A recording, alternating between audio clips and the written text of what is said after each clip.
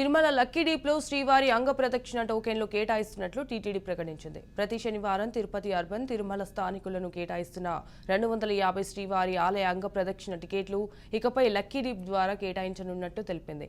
అంగ ప్రదక్షిణ టికెట్లు కావాల్సిన భక్తులు గురువారం ఉదయం 10 నుంచి సాయంత్రం 4 గంటల వరకు తమ ఆధార్ కార్డుతో ఆన్లైన్లో రిజిస్ట్రేషన్ చేసుకోవాలని తెలిపింది. వీరికి సాయంత్రం 5 గంటలకు లక్కీ డీప్ ద్వారా టికెట్లు కేటాయించబడుతుంది.